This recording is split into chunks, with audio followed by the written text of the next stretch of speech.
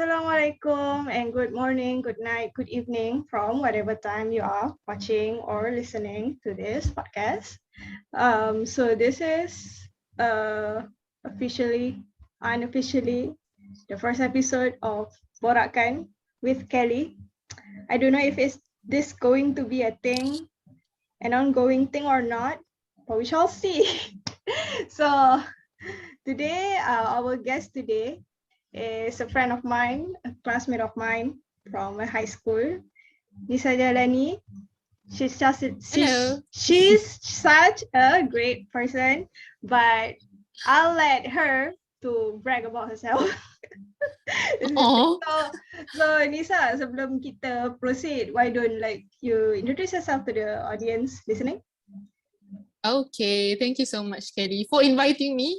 And I am Nisa. You can call me Nisa.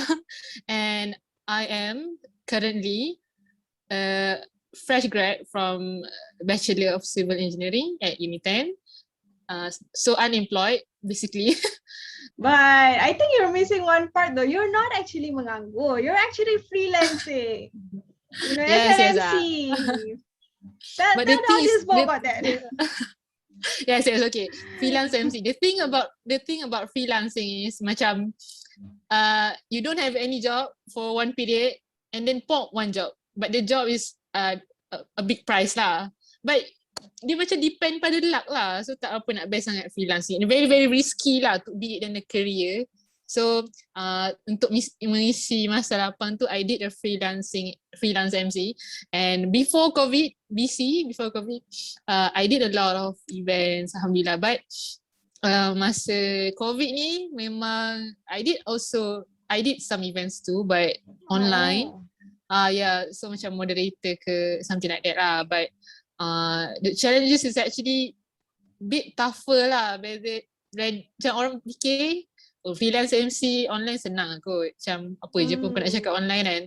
Tapi basically sangat susah sebab technicalities lah. You must know bila nak masuk queue, and suara kau dengar ke tak, kau punya screen highlight ke tak. Macam banyak gila benda nak kena fikir dalam otak. Macam kalau kau freelance MC dekat macam offline offline kan, you just macam tengok apa yang ada depan mata je lah. Tetamu dah masuk, music dah bunyi, basically everything that surrounds us lah. Tapi ni macam banyak technicalities yang we can't see and we must foresee it macam tu lah. So the thing is about freelance MCing, but I'm still struggling to learn and be pro about it macam tu. Yeah, I mean macam mana in real life kita, itulah like you said lah, kita lagi senang nampak kan. So compared to online, disebabkan tak nampak tu, we have to like more communicate and even more prepared sebelum acara tu kan. Yes. But you know, anyway, Nisa in front of me here is a great woman, is a great MC. Hit her up if you guys want an amazing MC. You got certified. You met Idris kan? Yes. Kan. The first stepping stone, macam behind the scene punya story yang tak ramai tahu. Benda ni sebenarnya masa first masuk kursus tu, dia macam I don't know what I'm doing actually, because I came from a debating background. I think you know that I was a debater in high school kan. So I love talking so much, and masa masuk Uni 10, you know, I was so down. I was macam down gila sebab I masuk University Engineering. Tak ada siapa. You know engineers macam mana? Basically macam senyap, macam yes, nerds. Mostly are nerds, robots and softwares, programming, something like that. So macam there's no such thing. Toastmaster, no, there's no such thing. Public speaking, no, there's nothing. So macam there's one thing lah, MC Avengers. So macam MC Avengers. So the thing that I masuk was MCing, masuk kat Uni 10, that I macam masuk tu because of the passion of speaking. So masa tu masuklah kursus Ami Idris ni, and Ami Idris just launched the first batch of dia punya kursus lah. So at that time dia punya yuran masih murah, macam murah tu pun still mahal lah, tapi 1,000 something. And at that time masa tu tak ada duit sangat pun sebenarnya. Tapi masa tu I talk to my mom lah about that. I cakap, boleh tak nak masuk benda ni nak masuk benda ni sebagai macam investment in ourselves lah kan. And masa tu I would like to remind that I was stupid and I don't know anything else. Macam I don't know what I'm doing. So I don't expect my mom to actually invest in that lah. So my mom macam okay. So masa tu my mom bagi je macam support duit kan. So I macam okay. And never have I ever thought lah that thing actually invested in money lah in the next few years, macam now lah in the future. So macam alhamdulillah I got something to pay back my mother lah. I like it. I mean, I like it. Like you see, like you and both your mom, sebab dia setuju kan, see as an investment. Sebab investment always macam has return. Dia cuma biasanya tinggi atau rendah lah. Dan kita tak boleh control sangat benda tu. So going through all of that, what do you think macam mana? Like you dulu, like what is your biggest change lah daripada masa you sekolah sampai ke berbanding dengan sekolah dengan yalah sekarang. Currently personally macam I know some people actually hated me in this high school because I was truthfully speaking lah, I'm not being myself lah masa high school because you know lah, bila dah pegang jawatan you get overwhelmed. And then macam sekolah agama lagi, so I actually regretted something when I was my menengah atas tu sebab I was not being myself and I didn't actually create any memories that I remember, good memories with my friends. I didn't have much friends actually. Kalau sebenarnya you perasan macam nampak macam banyak kawan, dan sebenarnya I didn't have any friends that actually connect with me after school. So the blame is actually I'm not being myself, so I'm not blaming anyone. And at that point also I macam tengah cari diri sendiri kan. So the biggest change now I think mindset lah, obviously mindset one, and second I got braces, so it's the biggest change. So yeah, that was a swap because I got braces masa I dekat sekolah dulu. Yeah. So physically I got braces macam okay, braces is one thing. Macam banyak gila perubahan kat muka. I never thought my face would actually change a lot. Now I will thankful I got braces. Okay. And then the second mindset. Okay, mindset. Sangat-sangat banyak lah. Sebab dulu, what would you expect lah budak sekolah menengah, budak asrama, tak ada phone, tak ada access to internet sangat. So macam we're basically like orang dalam gua. And if macam if the world is dying, we are the last people to know because macam tak tahu apa-apa. Dah lah, geram lah. Macam kat sekolah dulu macam tak tahu apa-apa. So macam mindset lah. Sekarang macam terdedah dengan very much news yang cepat, and also sekarang macam society is more open to global punya perspektif. So my mindset mostly on understanding how people live. Macam dulu punya perspektif macam terlampau simple, macam dia ni tak berjaya tak berjaya macam tu kan. Macam sekolah kan, macam 7A 10A macam tu je lah. Lepas tu budak ni pakai tudung labu, budak ni free hair macam tu. Macam sangat stereotyping So bila when I got to university, now I tend to understand more. Macam dia ni macam kita nampak hidup orang ni sangat selesa, and macam tak ada masalahnya dalam hidup dia. Sekali bila kita kawan dengan dia, oh my god, macam banyak gila complex problems yang dia tak cerita. So basically everyone is struggling their own complex problem, and so macam everyone have their own reasons lah why they are acting like that. Macam tu. So we are macam me personally, I am very open-minded now.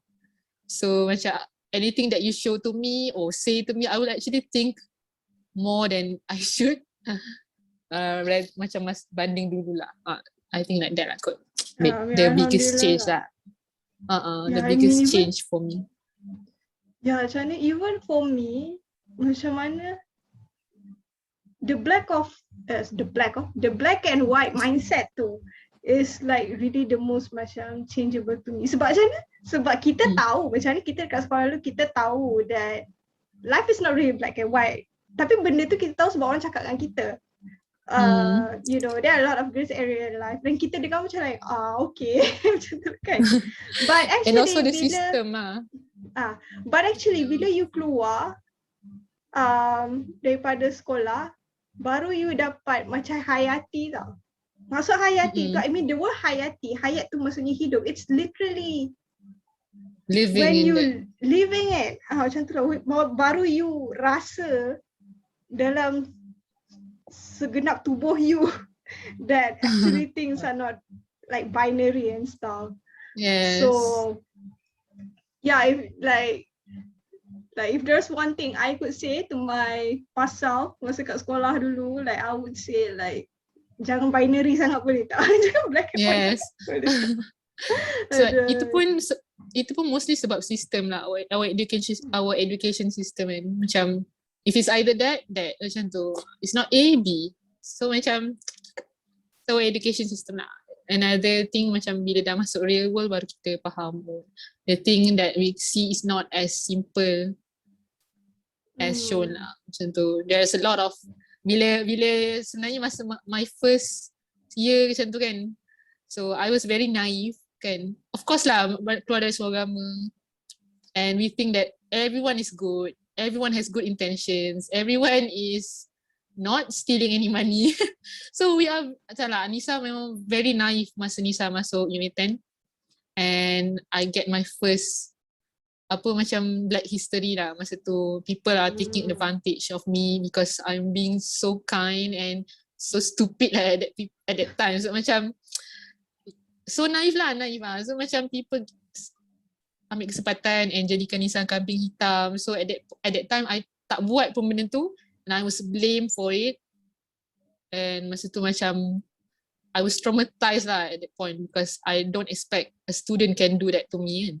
So that's my first turning point lah actually sebenarnya. I was not actually berubah sangat pun masa masuk unit 10, tapi that moment actually made me change lah. I tend to not trust people so easy and I think that everyone has their own agenda. Macam tu lah. So bahaya lah sebenarnya. The thing that traumatizes actually make us very hard to trust people. Macam tu lah. So macam apa-apa pun Nisa rasa semua orang fikir macam kenapa dia ni macam tak percaya sangat orang, tapi sebab because you know sebab dulu Nisa pernah kena macam tu kan. It's not easy. So I was being cautious actually because I don't want to get hurt again.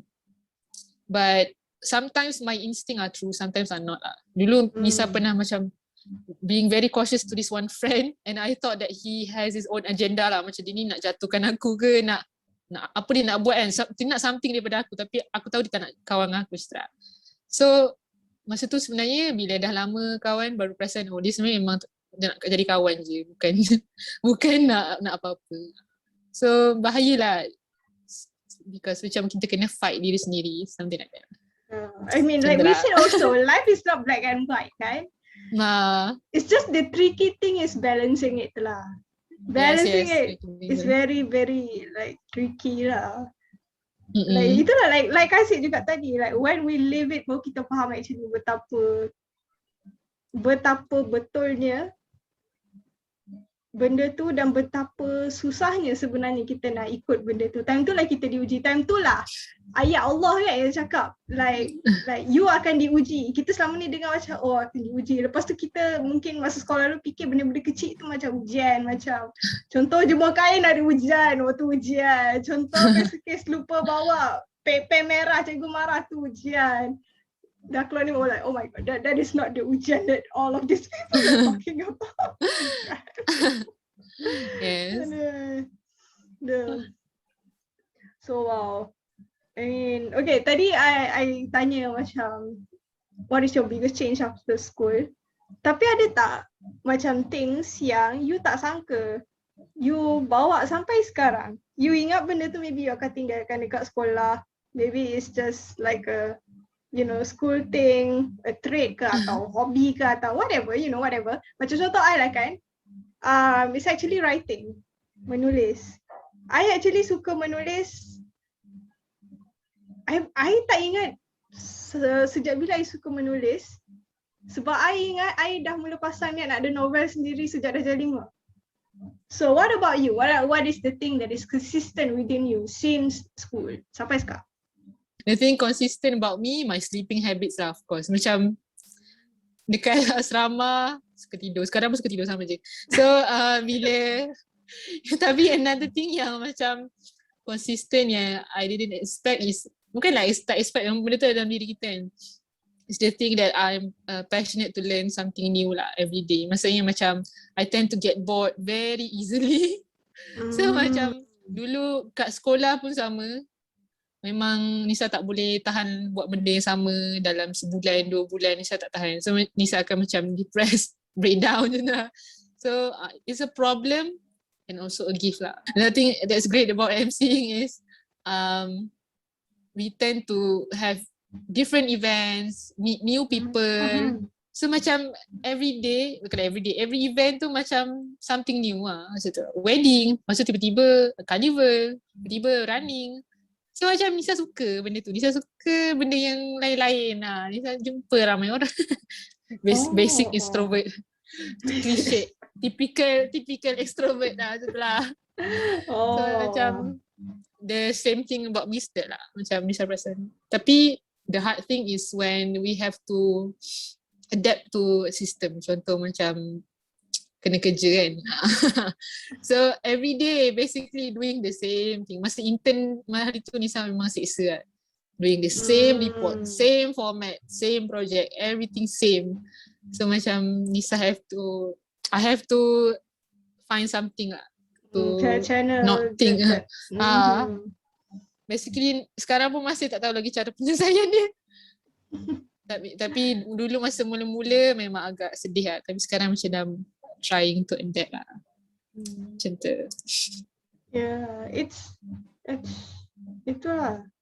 Berbalik juga apa yang kita cakap tadi. It's really about balancing our traits. Yes. Itulah, kalau terkurang tak boleh, kalau terlebih tak boleh. It's really itulah. So we talk about changes within you. We talked about what is steady within you also. So I wanted to ask for your observation. Sebab ialah kita pun tak adalah nak kata kita tahu semua benda. Like kita pun dulu, like you say, budak duduk dalam gua. But based on your observation, daripada you sekolah dulu, maybe you sekolah rendah dulu, and then you besar sampai sekarang, you nampak society in general macam berubah macam mana? Is there any macam changes in society that is interesting to you? Sebab society always changes kan. So anything interesting that you want to share about what you observe about what you observe the society? Okay. What changes about the society since macam masa dulu? Tapi it's not really fair lah. So, masa dulu kita pun berubah ikut zaman kan. So kita punya perspektif pun berbeza. So sekolah rendah dulu perspektif macam nak main. Sekolah menengah nak belajar. Lepas tu masuk universiti dah nampak the real world. So what I can see from macam family punya surroundings and also what we see on TV and now in internet, right? It's very different pre-pandemic and also post-pandemic lah. So macam kalau dulu pun sebenarnya kita dah banyak masalah lah actually, tapi banyak covered by everything else lah kan. So macam bila sekarang kan the pandemic actually emerge and the society, I think ramai lah sekarang dah nampak macam I don't know, it's very messed up lah sebenarnya. And I think everyone from macam setiap range of umur daripada kanak-kanak, dewasa, all deserve the life before kan. Macam kesian kat budak-budak yang should have a childhood. Kesian dekat budak sekolah menengah yang macam patut belajar and Kesian kat kita budak universiti yang patut spend our 20s. Ya Allah, geramnya. Okay. And macam banyak lah. So I think what changes that I can see in our society is more to, macam nak cakap, dia dah nampak the real problem lah. Faham tak? Macam dulu kita tak nampak the real problem. Asyik nak macam asyik menukar aspirasi lah, wawasan 2020 lah. Tapi kita tak nampak masalah utama dia. Kita just creating new aspirations. Padahal kita punya sistem basically corrupted. Macam tu lah. So bila now pandemic, we don't have anything left. Macam we don't have anything left. The government also macam collapse kan. So now we see the real problem. We see the root now. Macam daun semua dah gugur, kayu semua dah repot, nampak akar dah teruk. Macam tu lah. Dah nampak sebenarnya dari dulu dah corrupted, terbongkar segala-galanya. So macam the pandemic is actually both a gift and also ujian lah macam tu. We sekarang rakyat Malaysia are more cautious on picking their leaders, and kita dah nampak ramai yang lebih macam mana, lebih berhati-hati ataupun bila diorang lebih research lah. Dulu tak ramai yang kisah pasal pemimpin dan tak kisah pasal pilihan raya. We can see that. So after pandemic now, I rasa memang percentage orang daftar undi pun semakin tinggi.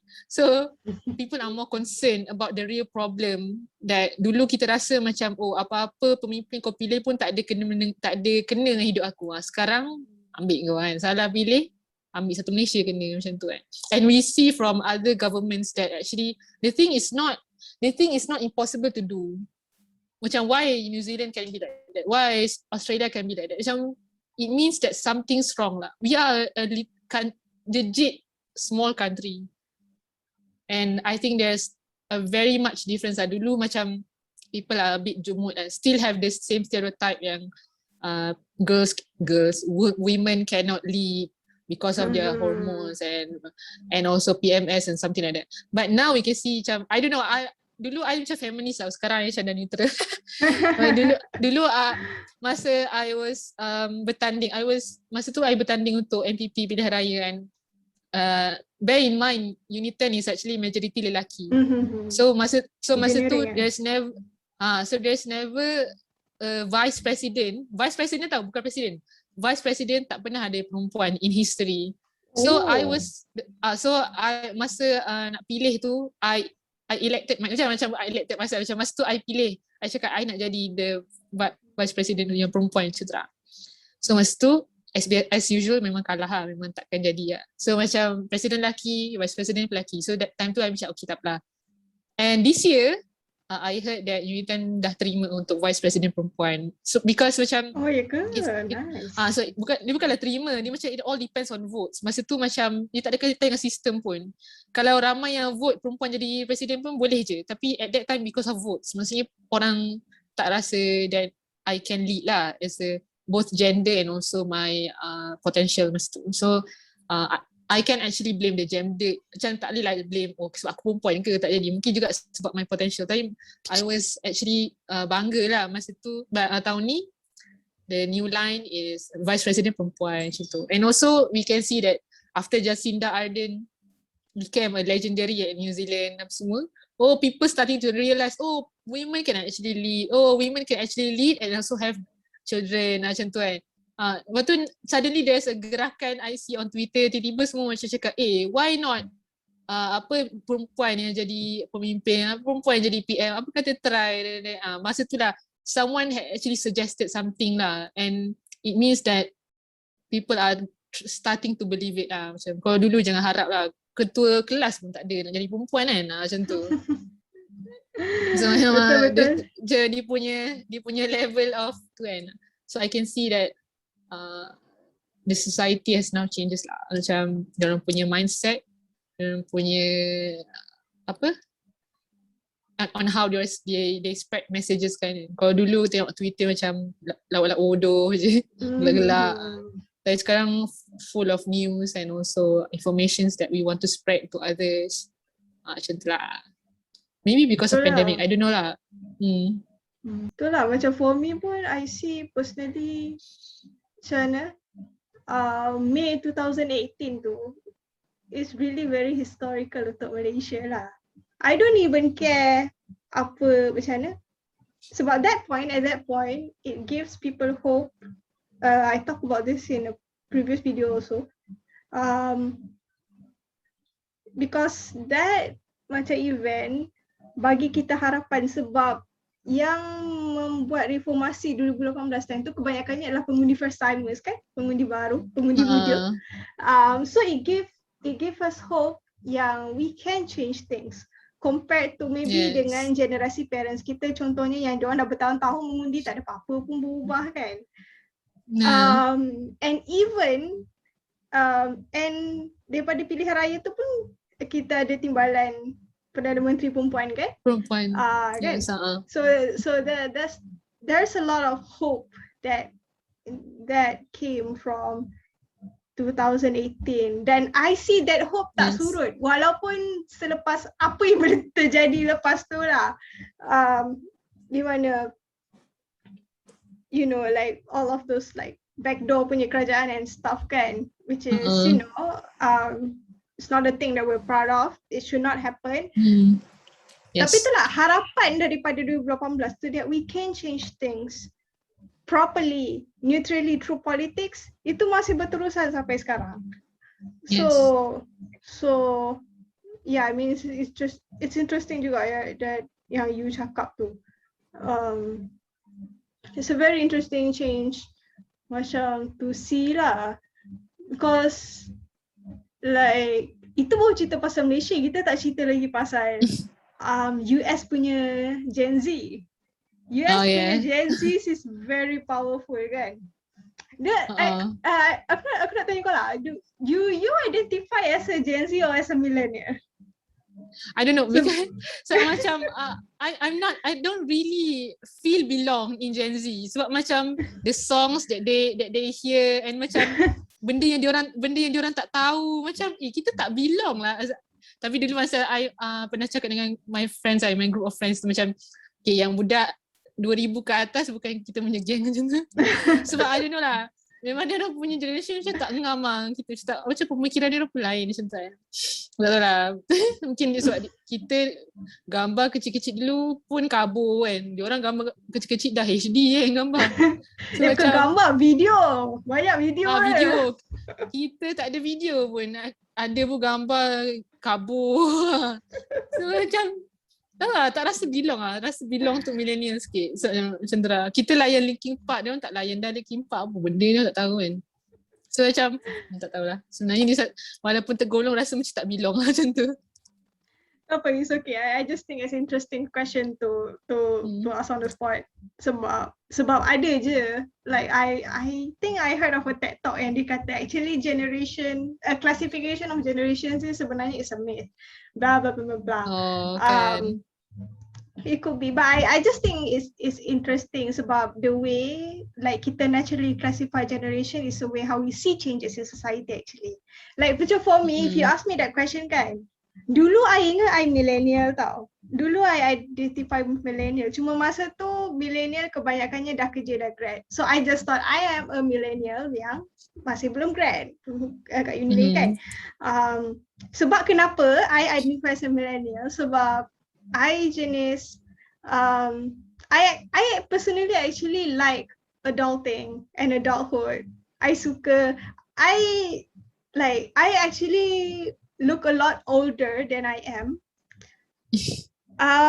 No betul, I mean bukanlah maksudnya berkedut-kedut ke apa kan, but tahu tak betapa tuanya I nampak pada mata orang lain. I masuk kelas for the first time, ada student ingat I lecturer. And I was like, how maybe old do you think I am? But I low-key kind of like it, you know. Oh, aku tak nampak muda, aku nampak mature. I low-key kind of like it. But then, bila I dapat tahu pasal US punya Gen Zs and how powerful they are, and I was like, wow, Gen Z ni powerfulnya. Like, I wish I could be a Gen Z and stuff like that. And then I googled, I was like, Oh, Gen Z start daripada 1966. Well, I guess I'm a Gen Z then. So that's the start between the Zillenials. You ada pernah dengar tak term tu? Zillenials, Gen Z and Z. Tak pernah.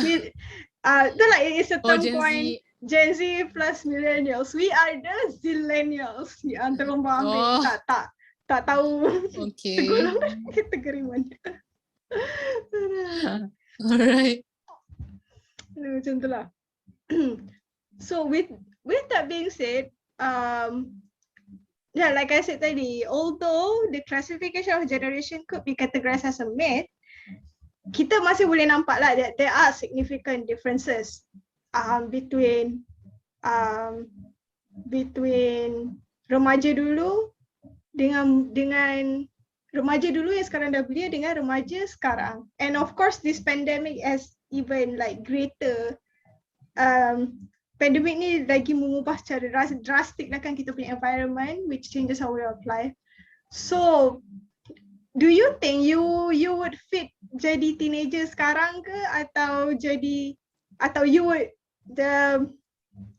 atau macam it's okay lah, time-time sekarang ni aku bersyukur lah aku orang dewasa bukan di remaja. Like macam ni, in simple words, would you trade places with the teenagers now or not? Oh, hell no lah, because siang gila kot. And then ambil SPM pakai mask panas kot. Tapi macam kesian lah, tapi macam I wouldn't trade my teenage years, teen life, sebab I was very grateful lah for the memories that are or the years that I have when I'm a teenager. I wouldn't trade it with anything, and I wouldn't change it. If I have the time machine, I wouldn't change my teen years lah. Macam tu. I like it so much lah. It was the happiest years lah I got. I was feeling myself, and I don't know, I think the world is impossible at that time. Sekarang rasa macam everything is impossible lah. Doing job also impossible. I don't know. Even cleaning your room mesti impossible. Macam tu lah. Tapi sama lah, I pun macam mana? Like I pun alhamdulillah masa sekolah tu is one of the happiest time for me. But still, macam mana? Sekarang ni it's more of finding peacefulness and calmness rather than happy. Sebab macam mana, nak mengejar happiness, gembira punya happiness tu sampai bila-bila pun takkan terkejar kan. I think it's just better to macam search of, you know, what are the right principles to live in, and you know, trying to stay in that, and whatever good comes, whatever bad comes, it also comes, kan? Macam tu lah. It's okay if bad things come. It's okay if you're not happy sometimes, you know. Macam tu lah kan. Yes. So thank you today, Nisa, for joining me today. How do you feel about this session, and maybe some closing statements or conclusion you nak share ke apa? Okay, closing Thank you so much, Kelly for inviting me. I was honored to be one of the guests for first episode. and also for the ones who are listening or watching, listening to this,